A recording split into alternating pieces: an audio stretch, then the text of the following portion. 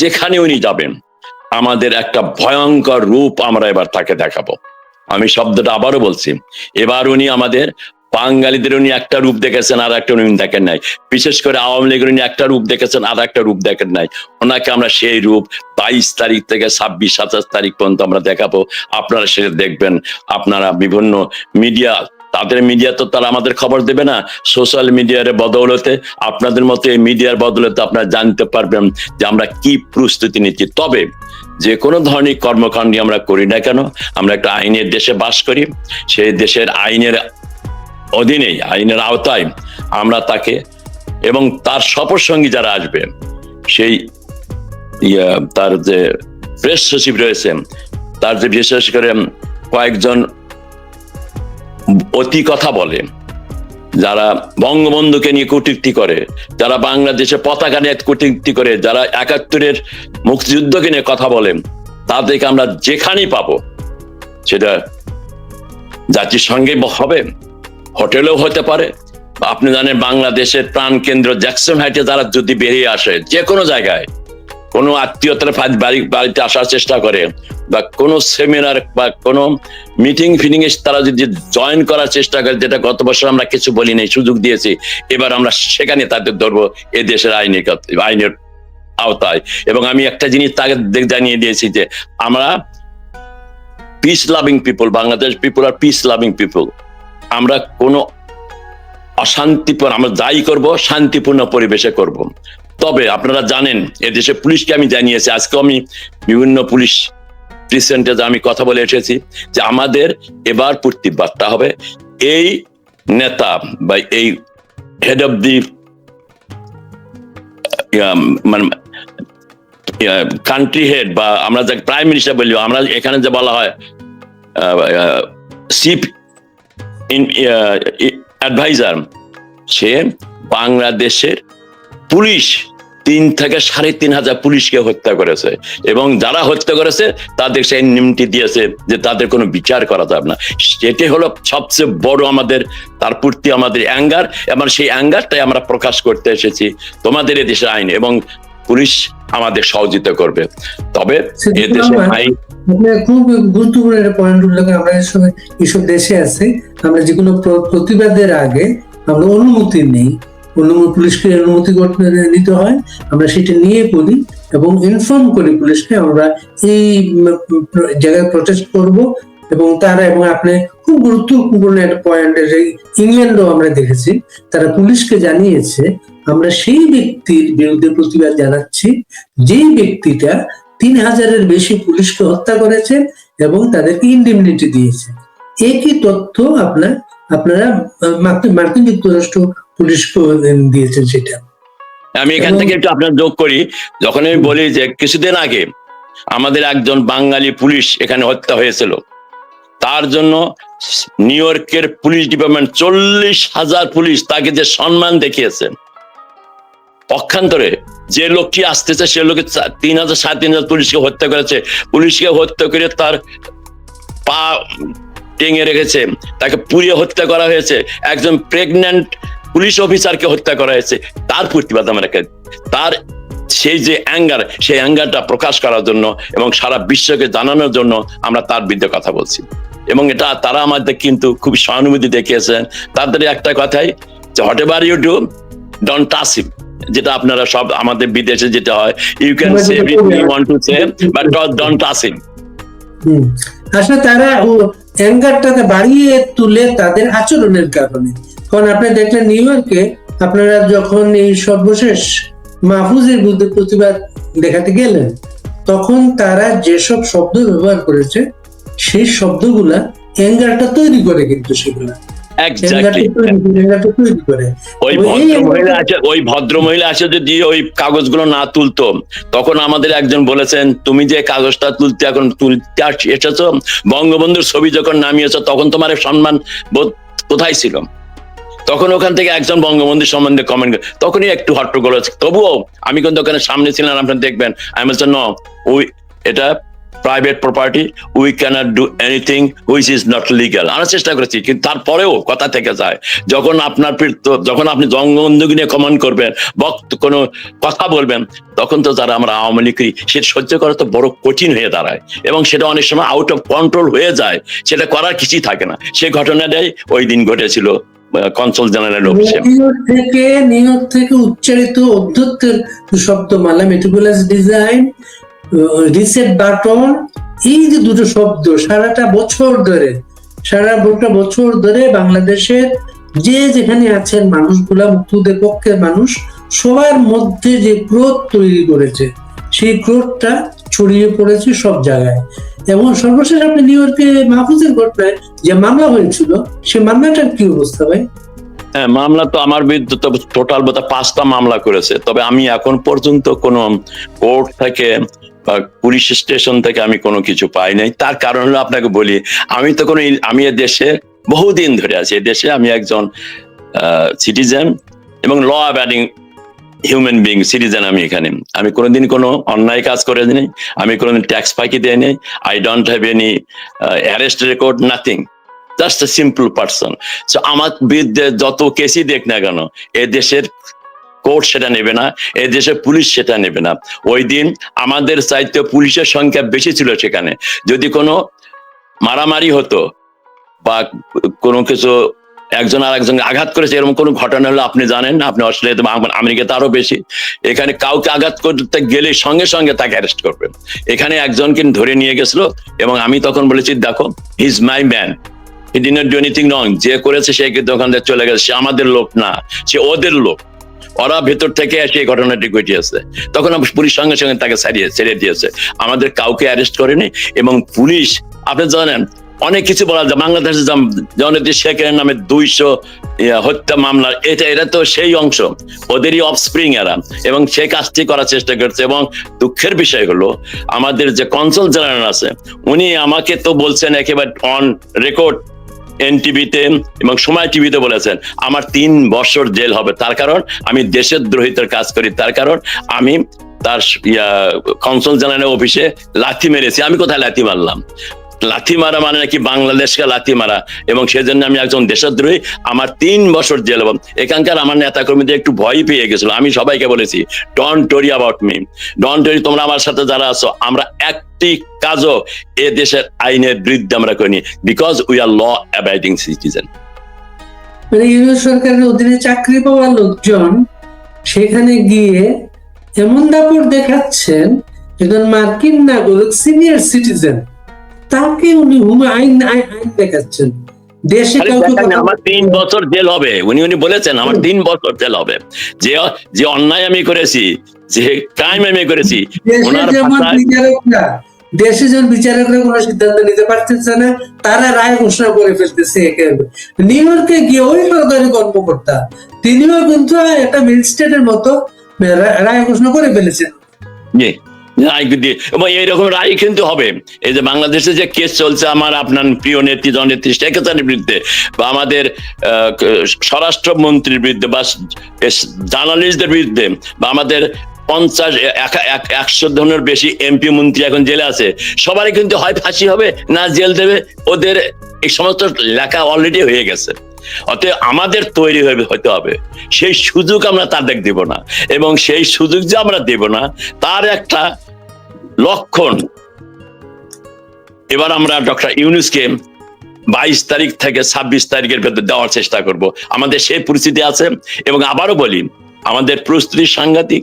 আপনি জানেন, ইউএস একটা বিরাট দেশ, 50টা স্টেট নিয়ে, প্রতিটা স্টেট থেকে 22 তারিখের ভেতর আপনার এখানের মাধ্যমে আমি তাদেরকে আবারও আহ্বান, কিছুক্ষণ আগে আমি একটা সভা করে আসছি নিউ ইয়র্কের জ্যাকসন হাইটসে, এবং সেখানে আমি সবাইকে আবেদন জানিয়েছি, আমাদের ভেতর বৃহৎ দল, আমাদের মতবিরোধ রয়েছে, কিন্তু বর্তমানে কোনো মতবিরোধ নাই।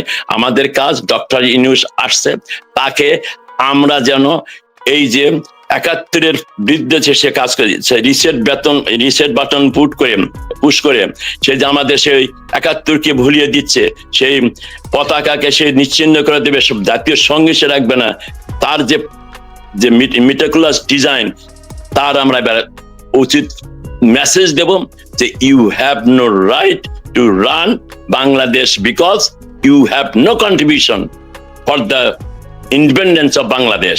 তো সেই জিনিসগুলো আমরা সুন্দরভাবে তুলে ধরবো এবং আমি আপনার এই অনুষ্ঠানের মাধ্যমে সকল স্টেটের নেতা কর্মীদের, বঙ্গবন্ধুর সৈনিক, জননেত্রী শেখ হাসিনা কর্মী বা নেতা এবং সজীবদের জয়ের যারা বিশ্বাস করে, আমি তাদের সবাইকে 22 তারিখে সকালের ভেতর নিউ ইয়র্ক শহরে আসার বিনীত আবেদন জানাচ্ছি। মাননীয় প্রধানমন্ত্রী জননেত্রী শেখ হাসিনা আমাকে নির্দেশ দিয়েছেন আমরা যেন সুন্দরভাবে আইনে শান্তিপূর্ণভাবে আমাদের যে প্রতিক্রিয়া, আমাদের যে অ্যাঙ্গার, বাংলাদেশের 17 কোটি মানুষ যে অসহায় অবস্থার ভেতর দিন কাটছে, যে দেশে একটা মৃত্যু ব্যক্তি কবর দেওয়া হয়েছে, সে কবর থেকে তুলে আগুন দিয়ে পুড়িয়ে ফেলা হচ্ছে, এই খুনি ইউনূস, এই ফ্যাসিস্ট খুনি ইউনূস একটি কথা সেটা নিয়ে কথা বলে না। আজকে বাংলাদেশে যেভাবে ধর্ষণ হচ্ছে, যেভাবে খুন খারাপ হচ্ছে, ইট দিয়ে মানুষকে হত্যা করা হচ্ছে, তার মুখ দিয়ে কোনো শব্দ বের হয় না। সে শুধু আছে এই যে 10-12 জন আমাদের মতো প্রবাসী যারা আছে নিয়ে যে একটা কমিশন, নানান ধরনের কমিশন করে ঐক্যমত্যের কমিশন নাম দিয়ে শুধু চানাচুর নেমকি বিস্কিট খাচ্ছে গত 1 বছর ধরে। Result is minus, is not even zero. They cannot do anything. They have no right to do anything about Bangladesh. এটি একটা গণতান্ত্রিক দেশ, এটা একটা সংবিধান রয়েছে।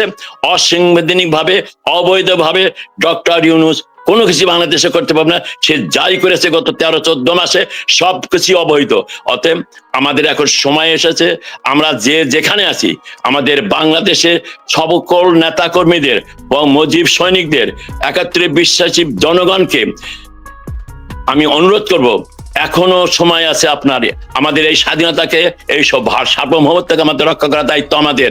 আপনারা দেখেন এই 14 মাসের ভেতর সে করিডোর দিয়ে ফেলছে, সে বন্দর বিক্রি করে দিয়েছে, সে হয়তো আমি যা শুনলাম কিছুদিন আগে সে হয়তো বা সেন্ট মার্টিনও এখানে চুক্তি করে ফেলেছে। এবং শুধু তাই নয়, কয়েকদিন আগে আমাদের দেশে যে দেশে বাস নাই, যে দেশে ঠিক মতো বেবে ট্যাক্সি চলে না, সে দেশে 50টা বোয়িং এই খুনি ইউনূস সে আমেরিকা থেকে কেনার ব্যবস্থা করছে।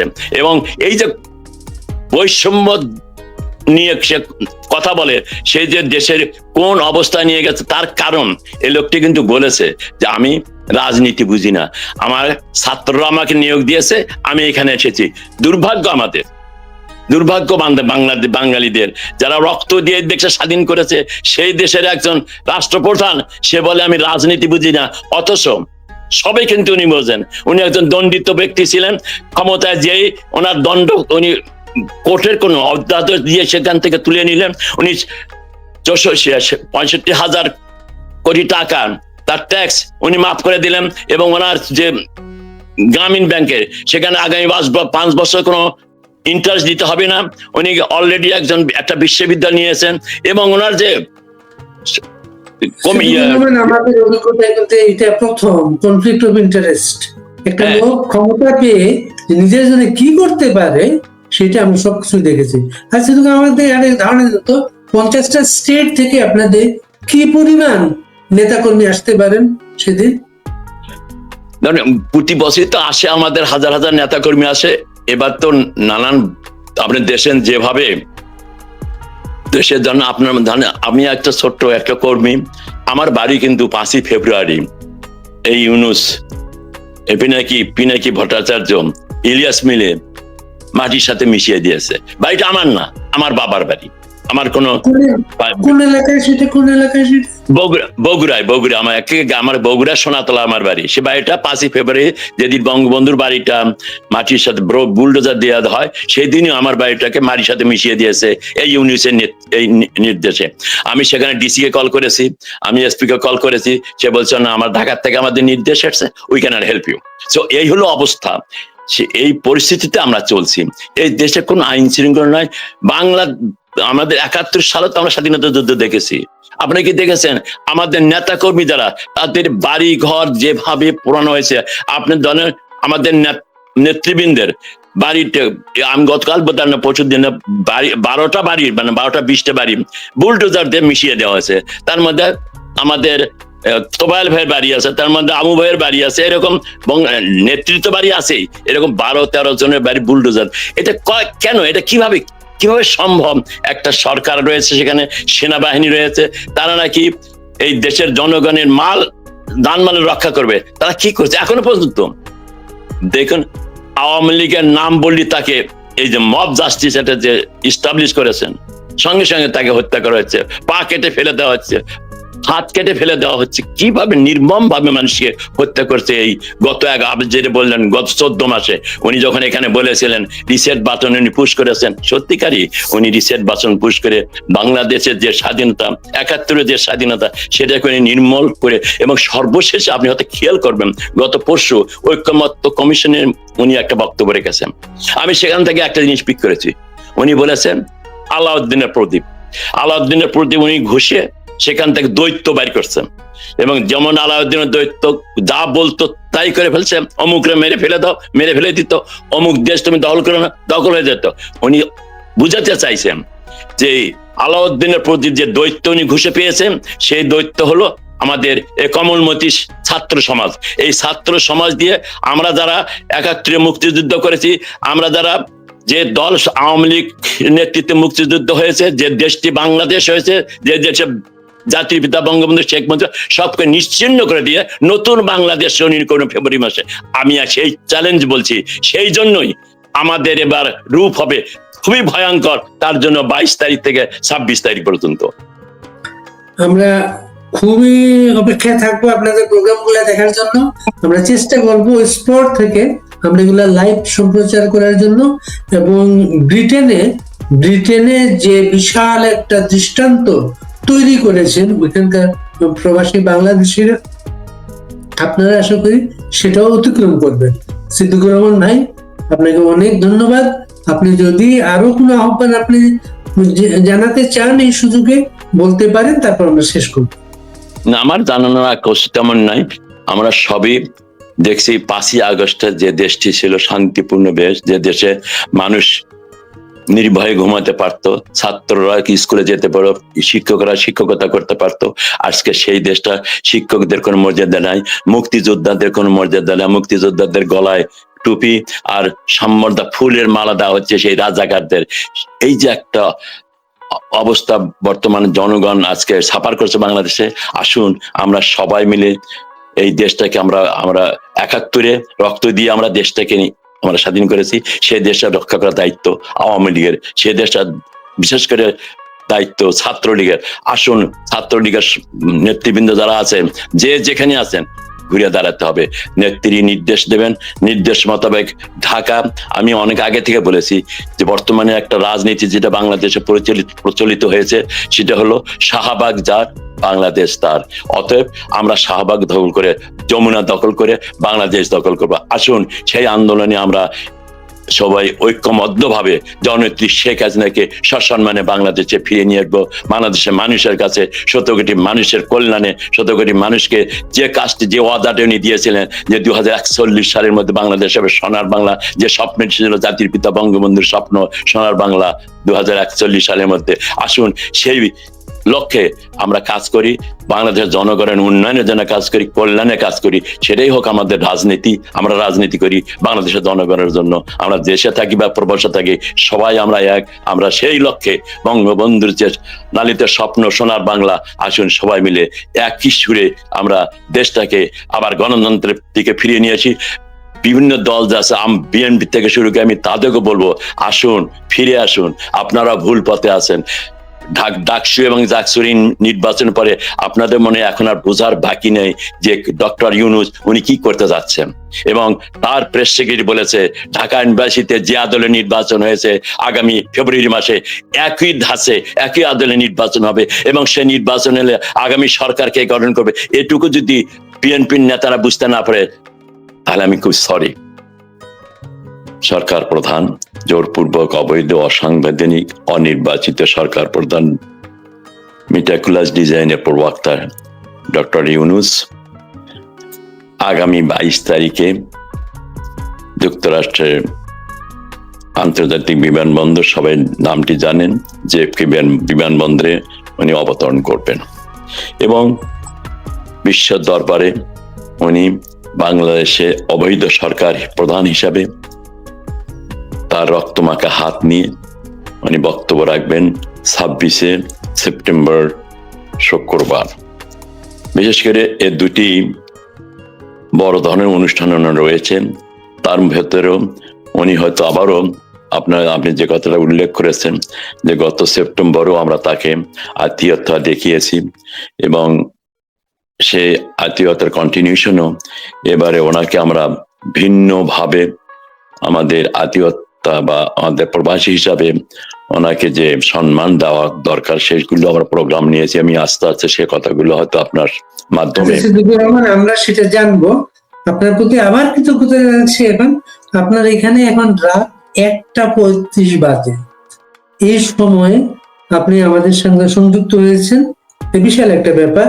আমি যেখানে বসে কথা বলছি সিডনিতে অস্ট্রেলিয়া, এখানে বাজে দুপুর বিকেল 3:35 এবং নিউ ইয়র্কে এখন 1:35 বাজে। সিদ্দিকুর রহমান গত বছর সেপ্টেম্বর উনি যখন গিয়েছিলেন নিউ ইয়র্কে এবং উনি যখন ভয়েস অফ আমেরিকার ইন্টারভিউতে রিসেট বাটনের কথা বলেছেন, অতীত মুছে গেছেন, আমরা কেমন যেন একটা ফাউল টক মনে করেছিলাম। বাংলাদেশের কোনোদিন কোন সরকার প্রধান বাংলাদেশের মুক্তিযুদ্ধকে এত তুচ্ছ তাচ্ছিল্য করে কথা বলে নাই। আমরা বলছি লোকটা এটা কি নন পলিটিক্যাল একটা মানুষের নিয়ে কথা বলতে পারে? কিন্তু গত একটা বছরে আমরা দেখলাম আসলে এটা তার মনের কথা ছিল। বাংলাদেশের মুক্তিযুদ্ধের বিরুদ্ধে, মুক্তি সংগ্রামের বিরুদ্ধে তার যে ক্রোধ, তার যে পারিবারিক ক্রোধ, এই বিষয়টা উনি প্রকাশ করেছেন, প্রতিষ্ঠিত করেছেন। বাংলাদেশে গত একটা বছরে মুক্তিযোদ্ধা বলে কেউ কথা বলতে গেলেই তাকে হেনস্থা করা হয়েছে। সর্বশেষ আমরা দেখেছি জাতীয় সাংবাদিকদের বড় একটা প্ল্যাটফর্ম ঢাকা রিপোর্টার্স ইউনিটিতে বীর মুক্তিযোদ্ধা আব্দুল লতিফ সিদ্দিকী সহ অন্যদের কথিত জুলাই যোদ্ধা নামে অপদস্থ করা হয়েছে। এটা কিন্তু ইউনিসেফের দীর্ঘ পরিকল্পনার একটা প্রতিফলন আমরা দেখছি। এবং সেখানে তিনি কিন্তু তার মাস্টার মাইন্ড হিসেবে পরিচয় করে দিয়েছিলেন প্রথম এই মাহফুজকে। সে মাহফুজ কয়েকদিন আগে আপনার শহরে যাওয়ার পরে কি পরিস্থিতি হয়েছে সেটা আমরা দেখেছি। এখন এই যে এবার যে যাচ্ছেন তার জন্য আপনাদের প্রস্তুতি করে কি? সেটাই আমি বলতে শুরু করার চেষ্টা করছিলাম। সুন্দরভাবে বলেছেন আপনি। গত বছর উনি রিসেট বাটনের কথা বলেছেন। উনি ক্লিন্টন ইনিশিয়েটিভ সেই সেমিনারে উনি বলেছেন যে বিপ্লব বা যে সরকারকে পরিবর্তন হয়েছে এটা এমনি হয় নাই, এটা সাডেনলি হয় নাই। ইট ওয়াজ meticulously designed, perfectly implemented and perfectly executed. এবং এই যে meticulous ডিজাইন, এই মাহফুজকে সেখানে পরিচয় করে দেওয়া হয়েছে।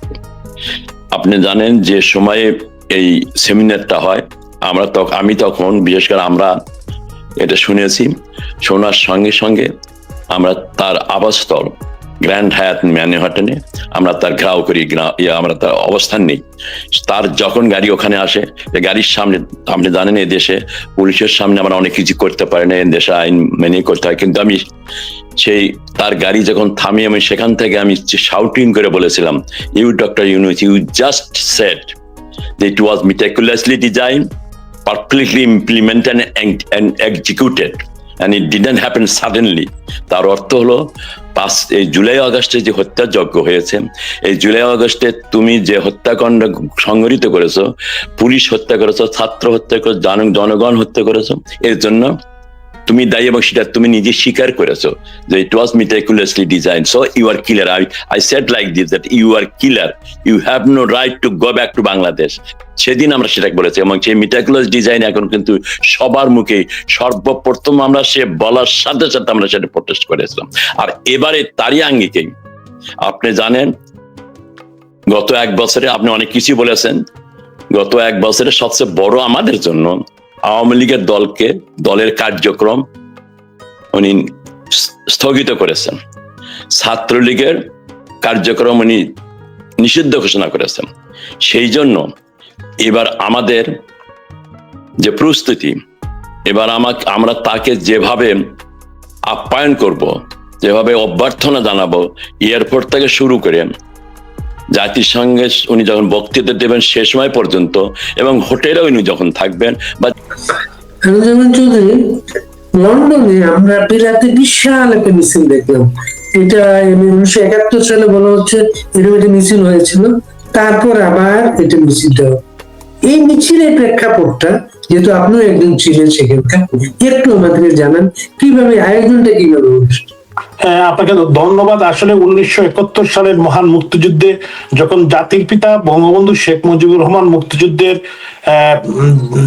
প্রস্তুতিতে বললেন, ডাক দিলেন এবং জাতিকে ঐক্যবদ্ধ করলেন, তখনই কিন্তু লন্ডনে এই আন্দোলন সংগ্রামের ঢেউ লেগেছিল। এবং উনি কিন্তু তৎকালীন সময়ে আওয়ামী লীগের নেতা যেমন গৌস খান সাহেব, তারপরে আমাদের তরুণ তৎকালীন স্ট্যান্ডিং কমিটির মেম্বার ছিলেন কবির চৌধুরী, তারপরে সুলতান মাহমুদ শরীফ আমাদের সাবেক সভাপতি, তারপরে অনেক আমাদের সিলেটের অনেক আব্দুল গফফার চৌধুরী সাহেব, তো উনি পরে আসলেন, আফরোজ মিয়া সাহেব, তারপরে জমশেদ মিয়া সাহেব, শামসুল হক সাহেব, তারপরে আবু সাইদ চৌধুরী সাহেব পরবর্তীতে এসে এখানে হাল ধরলেন। এবং নেম ইট, আমি আসলে তো অনেকের নাম হয়তো বাদ পড়ে যাবে, তখন আমার জন্মই হয়েছিল 70 সালে, আমরা তো আসলে তখন ছিলাম না।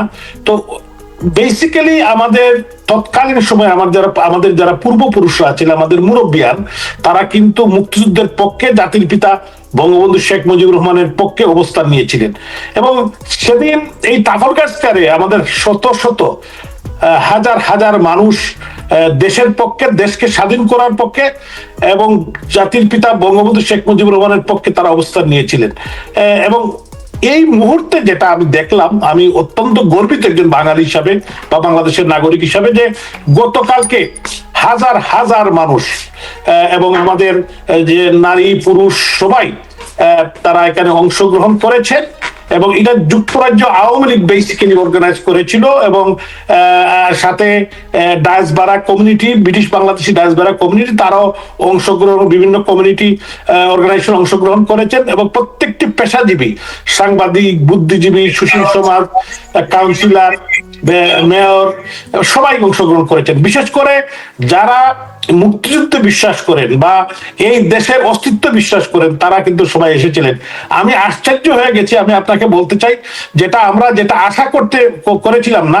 আমাদের জাতীয় নেতৃবৃন্দ ছিলেন, অনেক নেতৃবৃন্দ ছিলেন, জনাব আব্দুর রহমান সাহেব ছিলেন, খালেদ মাহমুদ চৌধুরী, শফিকুর রহমান চৌধুরী, আমাদের এমপি ছিলেন হাবিবুর রহমান হাবিব, রঞ্জিত সরকার, আবু জাহিদ সাহেব, অনেক এমপি মন্ত্রী যারা লন্ডনে আছেন তারা সেখানে উপস্থিত হয়েছিলেন। আবু সাইদ আল মাহমুদ স্বপন, আমরা বাংলাদেশ আওয়ামী লীগের সাংগঠনিক সম্পাদক।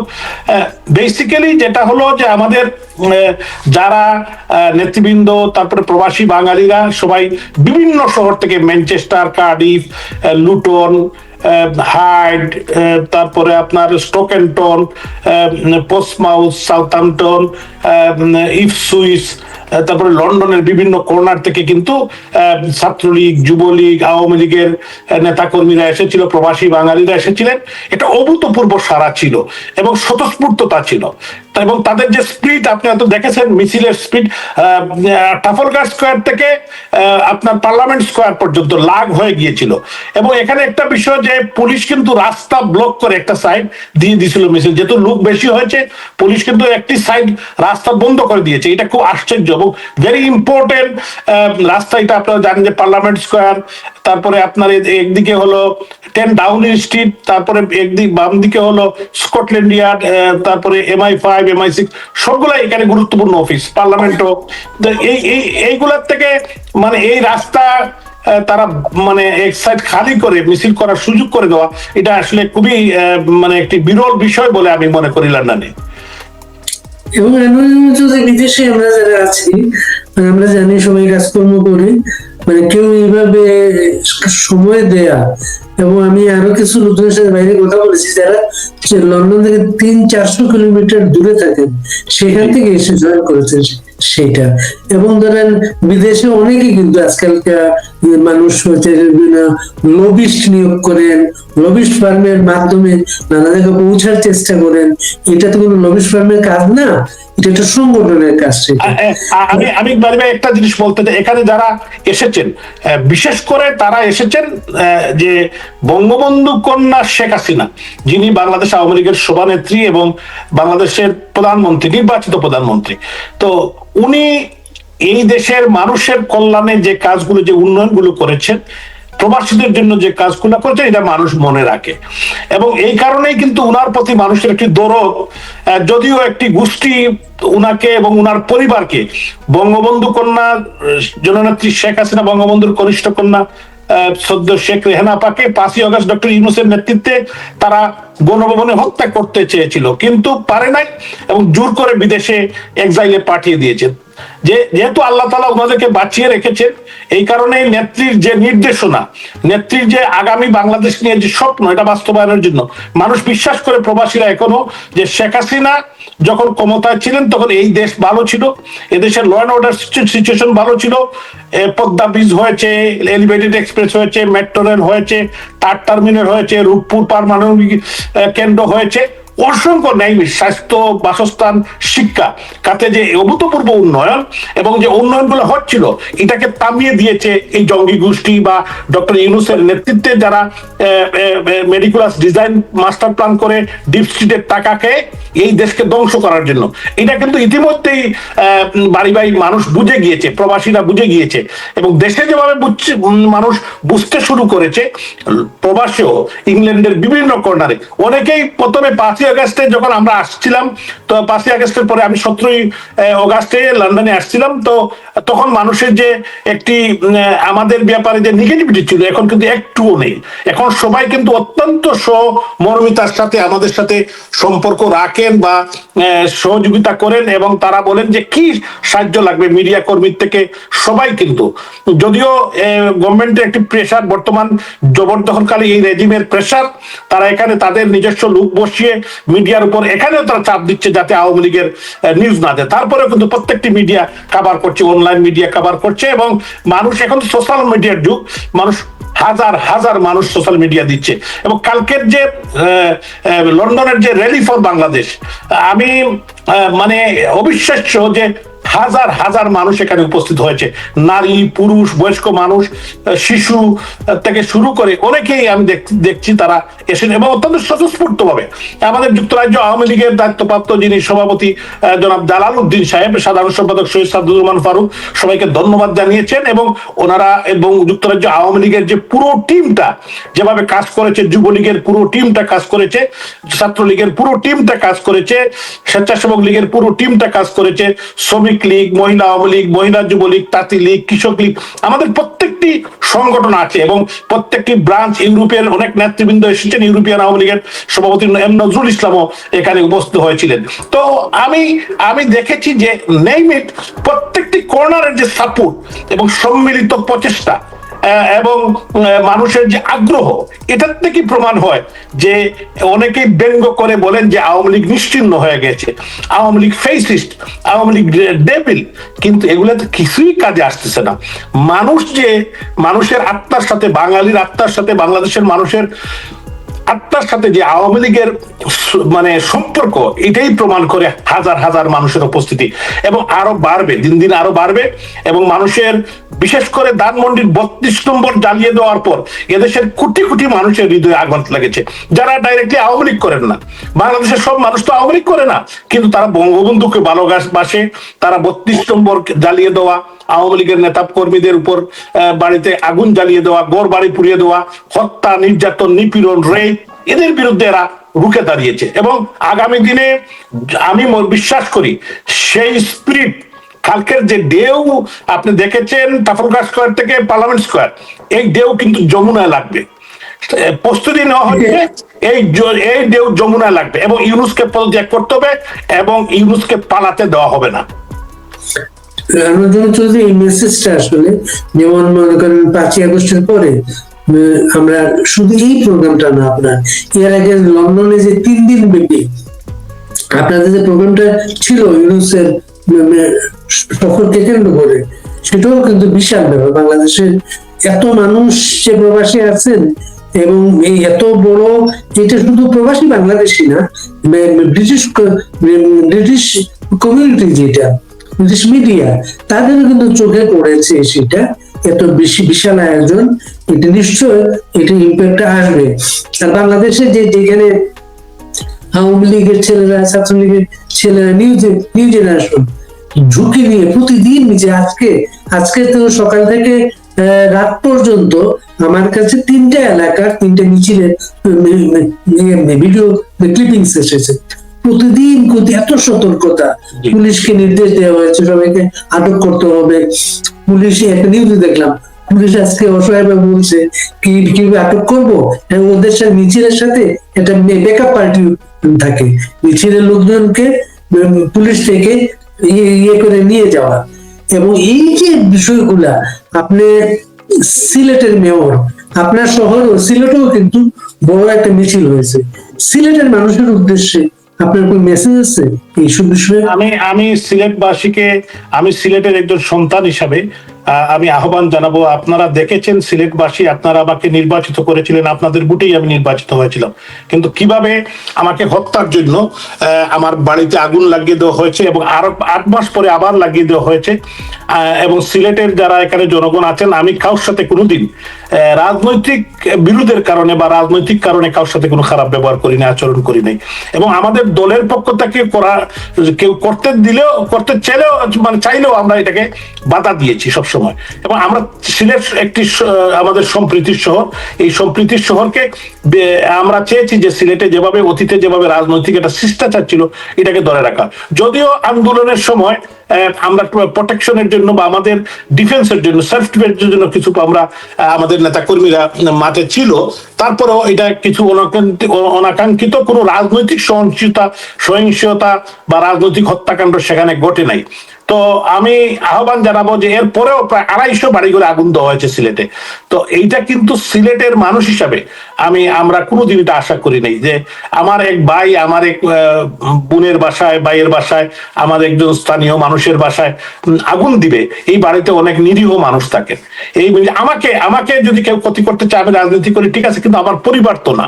তো এইটা আমি সিলেটবাসীকে আহ্বান জানাবো যে এখনো কিন্তু তারা বিভিন্নভাবে সন্ত্রাস, নৈরাজ্য, আর আমাদের সিলেটের যে পাথর রানী রেজনা হাসান, যিনি এবং ওনার হাজবেন্ড 5,000 কোটি টাকার পাথর লুটের সাথে এখানে লোকাল যারা এনসিপি, বিএনপি, জামাতের কিছু নেতৃবৃন্দের নাম এসেছে, যাদের বিরুদ্ধে তদন্ত হচ্ছে, তারা এটা লুট করেছে। বিগত 15 বছর এই পাথরকে মাননীয় প্রধানমন্ত্রী রাষ্ট্রনায়ক শেখ হাসিনার নেতৃত্বে প্রিজার্ভ করা হয়েছিল যে একটি পর্যটন এলাকা হিসাবে, যে বিশ্বের বিভিন্ন দেশের মানুষ এখানে আসতো। স্থানীয় এমপি জনাব ইমরান আহমদ, যদিও উনি এখন কারাগারে আছেন এই বর্তমান অবৈধ রেজিমের রুশানলের পরে, উনিও কিন্তু এটাকে কোনো সময় কাউকে পারমিশন দেন নাই। এটা পরিষ্কার, সাংবাদিক, প্রশাসন সবাই জানে, রাজনীতিবিদরা জানে। এবং এইটার কারণে ওনার দলীয় অনেক নেতাকর্মী ওনার উপরে অখুশি ছিল। তো এটা ছিল একটি সঠিক কাজ, কিন্তু রাতারাতি এই 5,000 কোটি টাকার পাথর কিভাবে চুরি হলো, কোথায় গেল, এটা কিন্তু রেজওয়ানা হাসানকে ভবিষ্যতে জবাব দিতে হবে। এবং আমি কিন্তু সিলেটের সন্তান হিসাবে আমরা কাউকেই ছাড়বো না। কারণ ছাড়বো না যে আমরা চাবো এটা বিচার বিভাগের তদন্ত হোক, এবং এটা কারা চুরি করেছে, কারা জড়িত, এটার সাথে জড়িত, এবং এটার সাথে কনস্পিরেসি কমিশন কারা খেয়েছে, এগুলা অবশ্যই একদিন প্রমাণ হবে। আপনারা সাংবাদিক হিসাবে এগুলা কলম তুলে ধরার জন্য আমি অনুরোধ করবো। একটা বিষয় আপনি লক্ষ্য করবেন, সিলেটে বাংলাদেশে যখন যে ক্ষমতায় এসেছে, সিলেটকে একটা গুরুত্ব দিয়ে, সিলেটকে মর্যাদা দিয়ে তারা কিন্তু শাসন ক্ষমতা চালিয়েছে। আপনি দেখেন সিলেট থেকে বাংলাদেশের প্রধান দলগুলো সবসময় নির্বাচনী প্রচার শুরু করে। শাহজালাল মাজার, শাহপুরান মাজার জিয়ারত নির্বাচন করে। সিলেটে সবাই বলা হয়, সব নেতৃত্ব দোয়া নিতে যায় মানুষের কাছে। এই রেজিমটা এই প্রথম দেখলেন সিলেটে, এখন পর্যন্ত তাদের কেউ যাওয়ার চিন্তাও করেনি, চেষ্টাও করেনি। এত অবহেলা নিয়ে সিলেটকে, এত অবহেলা নিয়ে আমার তো স্মরণে পড়ে না কখনো কোনো রেজিম বাংলাদেশে। আমি একটা কথা বলি, এবং এইটা শুধু না, এরা সিলেট বিদ্বেষী, বর্তমানে এই সরকার প্রবাসী বিদ্বেষী, সিলেট বিদ্বেষী। কারণ হলো, আপনি দেখবেন যে সিটি কর্পোরেশনের মাননীয় প্রধানমন্ত্রী 1400 কোটি টাকার একটি প্রজেক্ট দিয়েছেন, এরা এসে এটা বন্ধ করে দিয়েছে। সিটি কর্পোরেশন, তারপরে রোডস, তারপর এলজিআইডি প্রত্যেকটি প্রজেক্টকে তারা বন্ধ করে দিয়েছে। এটা হলো এরা সিলেটের মানে সিলেটের যে উন্নয়ন, এটার অন্তরায়, উন্নয়ন যাতে না হয় সেজন্য তারা প্রতিবন্ধকতা সৃষ্টি করছে। এবং একজন কোনো মানুষও কিন্তু সিলেটের নাই সেখানে। আপনি উপদেষ্টাদের মধ্যে আমাদের সিলেটের কিন্তু কেউ নাই এখানে। তো এই জন্য বলতে চাই যে এদের কাছে আমরা কোনো কিছু আশাও করা না। আমরা তো প্রথম কথা এরা তো অবৈধ, এদের কাছ থেকে তো আমরা আশাও করি না। তারপরেও যে উন্নয়নকে বাধাগ্রস্ত করা, একটি জেলা বা একটি ডিভিশনকে উন্নয়নের বাইরে রেখে তো একটি দেশের উন্নয়ন হতে পারে না। বা এখানে মানে পাথর লুট থেকে শুরু করে ছিনতাই, রাহাজানি, প্রত্যেকটি বিষয় আপনারা যদি দেখেন, আপনি যেহেতু সাংবাদিকতা করেন, আপনি সিলেটের সন্তান, তাহলে দেখবেন যে সিলেটকে তারা কি পর্যায়ে নিয়ে গিয়েছে। এটা তো আমাদের সিলেটের আসল রূপ না, বা সিলেটের মানুষ এটা আশা করে না। এটা প্রবাসীদের একটি হাব, একটি আধ্যাত্মিক নগরী। হযরত শাহজালাল শাহফরান 360 আউলিয়া এই সিলেটে ঘুমিয়ে আছেন, এবং সিলেটের অত্যন্ত গুণীজন থেকে শুরু করে অনেক জ্ঞানী গুণী মহারথীরা এখানে ঘুমিয়ে রয়ে আছেন। এই শাহজালালের মাটিতে তারা চিরনিদ্রায় আছেন। তো তারা সিলেটকে নিয়ে যে তামাশা করছে, ইনশাআল্লাহ সিলেটবাসী একদিন জবাব দিবে। আরিফুর রহমান চৌধুরী মেয়র ছিলেন। আরিফুর রহমান চৌধুরী কিন্তু সাবেক অর্থমন্ত্রী আবুল মাল আব্দুল মুহিতের সাথে চমৎকার সম্পর্ক মেনটেন করে সিলেটে নানা কাজকর্ম করছিলেন। তাকেও কিন্তু আমরা সোচ্চার দিকে না কিন্তু এইসব বিষয়ে এই নীরবতার কারণ। আমি বলি একটা কথা, যে আরিফুল হক চৌধুরী দুবার কিন্তু মাননীয় প্রধানমন্ত্রী রাষ্ট্রনায়ক শেখ হাসিনা যখন প্রধানমন্ত্রী, দুইবার কিন্তু উনি নির্বাচিত হয়েছেন। যদিও তারা বুটের যে বুট সঠিক হয় নাই বিভিন্ন সব বক্তব্য দেয়, উনি কিন্তু বদরুদ্দিন আহমদ কামরানকে উনি হারিয়ে উনি দুইবার সিলেটের মেয়র হয়েছে। 10 বছর উনি বহাল তবিয়তে ছিলেন। অর্থমন্ত্রী আমাদের আবুল মাল আব্দুল মুহিত সাহেব, প্রয়াত আমাদের নেতা জনাব আবুল মাল আব্দুল মুহিত, সাবেক পররাষ্ট্রমন্ত্রী, উনারা দুই ভাই উনাকে খুবই সাপোর্ট দিয়েছেন। এটা আমি মনে করি এটা খুবই সঠিক। শুধু উনারা নয়, উনারা তো সাপোর্ট দিলে হতো না, মাননীয় প্রধানমন্ত্রীও দিয়েছেন। কারণ উনি কিন্তু দিয়েছেন এই কারণে, উনি সিলেটের স্বার্থে, সিলেটবাসীর স্বার্থে উনি বলেছেন যে সিলেটের কাজ যাতে হয়। এই কারণে আরিফুল হক চৌধুরীকে বিভিন্ন সময় 1300 কোটি টাকা ফান্ড দিয়েছেন, আরো অনেক ফান্ড দিয়েছেন, যাতে উনি কাজ করতে পারেন। কিন্তু এখন তো উনারা তো প্রায় ক্ষমতায়, কিন্তু উনাকে তো খুব অ্যাক্টিভ রাস্তাঘাটে হাঁটতে দেখতেছি কিন্তু, এবং উনার সাথে আমার সম্পর্ক অসম্ভব ভালো। আমি যখন নির্বাচিত হলাম উনাকে আমরা সসম্মানে আমরা দিয়ে দিয়েছি। কিন্তু অত্যন্ত দুঃখের বিষয়, কিন্তু আমি দেখেছি যে আমি যখন সিটি কর্পোরেশন 5ই আগস্টের পরে উনাদের কিছু কর্মীরাই গিয়ে কিন্তু ভাঙচুর করেছে, আমার বাড়ি ভাঙচুর করেছে, সিটি কর্পোরেশন ভাঙচুর করেছে, আমার ছবি ভাঙচুর করেছে। যদিও ওনারটা করে নাই, কিন্তু আমারটা করেছে। তো এটা কোনো সুষ্ঠু রাজনীতির লক্ষণ না। কিন্তু আমি যখন দায়িত্ব নিয়েছি, উনি আমার অগ্রজ, উনাকে কিন্তু আমরা বাড়ি পর্যন্ত পৌঁছে দিয়েছি, উনাকে সংবর্ধনা দিয়েছি। এবং উনি যখন যেটা সাজেস্ট করেছেন, ওনার কাছ থেকে আমি সাজেশন নিয়ে আমি কাজ শুরু করেছিলাম। কারণ আমরা সিলেটের সন্তান হিসাবে, সিলেটের মানুষ হিসাবে আমরা সিলেটকে ইউনাইটেডলি আমরা এগিয়ে নিতে চাই।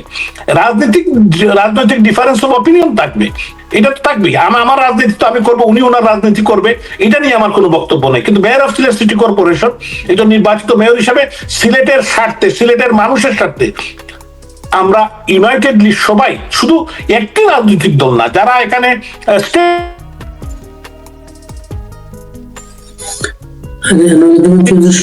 একটি জেলা, একটি জায়গার উন্নয়ন সম্ভব না। আমরা আসলে বাংলাদেশের মানুষ, আমরা বাংলাদেশের প্রতিটি এলাকাকে নিয়ে আমরা বাংলাদেশটাকে এগিয়ে নেওয়ার স্বপ্ন দেখি। বাংলাদেশের সিলেট যেমন, চট্টগ্রাম যেমন, নোয়াখালী যেমন, কুমিল্লা, ব্রাহ্মণবাড়িয়া সব নিয়েই আমাদের বাংলাদেশ। কিন্তু সিলেটকে সবাই একটা মর্যাদা দিয়েছেন। সিলেটের নানা ঐতিহ্যের কারণে, মানুষের ধর্মভীরু মানুষ, সেই কারণে সিলেটকে সম্মান দিয়েছে। সিলেটও উজাড় করে দিয়েছে সবাইকে। আর আমাদের মেয়র আনোয়ারুজ্জামান চৌধুরী, আপনাকে অনেক ধন্যবাদ আজকে সময় দেওয়ার জন্য। আপনি আগামীতে আমরা আবার আপনাকে অসংখ্য ধন্যবাদ। আপনাকে আপনি আপনি এই মুহূর্তে যারা আমাদের এই সাথে আছেন, আপনার এই অনুষ্ঠানের সাথে আছেন, দেশে বিদেশে প্রবাসে সব জায়গায় বিশ্বের বিভিন্ন প্রান্ত থেকে আপনারা দেখছেন, আমি আপনাদেরকে অসংখ্য ধন্যবাদ। এবং আরেকটি কথা আমি বলে শেষ করতে চাই বাড়ি ভাই, যেটা হলো বিগত গতকালকে লন্ডনে ট্রাফালগার স্কয়ার থেকে যে পার্লামেন্ট স্কয়ার পর্যন্ত র্যালি ফর বাংলাদেশ, এখানে যারা সর্বস্তরের বাঙালিরা উপস্থিত হয়েছিলেন, প্রবাসীরা উপস্থিত হয়েছিলেন, আমাদের বিশেষ করে ইকো বাংলাদেশ ডায়াসবারা, আওয়ামী লীগের, যুবলীগ, ছাত্রলীগের অসংখ্য নেতৃবৃন্দ যারা সেখানে উপস্থিত হয়েছিলেন, এবং বিভিন্ন জায়গা থেকে বিশ্বের সবার যে সাপোর্ট, মিডিয়া কর্মীদের সাপোর্ট, প্রবাসীদের সাপোর্ট, এবং আমরা বিভিন্ন কর্নার থেকে অনেক মানুষ এটাকে সমর্থন দিয়েছেন, সাপোর্ট দিয়েছেন, তাদের সবার প্রতি কৃতজ্ঞতা জানাই। এবং জাতির পিতা বঙ্গবন্ধু শেখ মুজিবুর রহমানের সুযোগ্য কন্যা রাষ্ট্রনায়ক শেখ হাসিনার পক্ষ থেকে, এবং আমরা বিশ্বাস করি, আমাদের দাবি ছিল গতকালকে যে এই ডক্টর ইউনূসের পদত্যাগ এবং বিচার দুইটি যাতে বাস্তবায়ন হয়, এবং আমরা ইনশাআল্লাহ আন্দোলন বেগমান হবে এবং তাকে বিদায় নিতে হবে, তাদের বিচারে কাঠগড়ায় দাঁড় করাতে হবে, এবং উনি যাতে পালাতে না পারেন, এবং তার যে রেজিমের যারা সদস্য, যারা এই দেশকে ধ্বংস করেছে, ল অ্যান্ড অর্ডার সিচুয়েশন ধ্বংস করেছে, 32 নম্বর জ্বালিয়ে পুড়িয়ে দিয়েছে, মানুষের বাড়িঘরে আগুন লাগিয়ে দিয়েছে, পুলিশ হত্যা করেছে, তাদেরকে দেশ থেকে পালাতে দেওয়া হবে না। তাদের বিচার আইনের শাসন প্রতিষ্ঠা করে তাদের বিচার বাংলার মাটিতে হবে বলে আমি বিশ্বাস করি। আপনাকে অসংখ্য ধন্যবাদ। এই সুযোগে আনোয়ার চৌধুরী, আমরা আর একটা কাজ করে নিই এই সুযোগে। বলুন তো কাজটা কি? আমাদের একজন প্রিয় মানুষ টিউলিপ সিদ্দিকীর জন্মদিন আজকে, তাকে আমি শুভেচ্ছা জানাই সবাই মিলে। হ্যাঁ,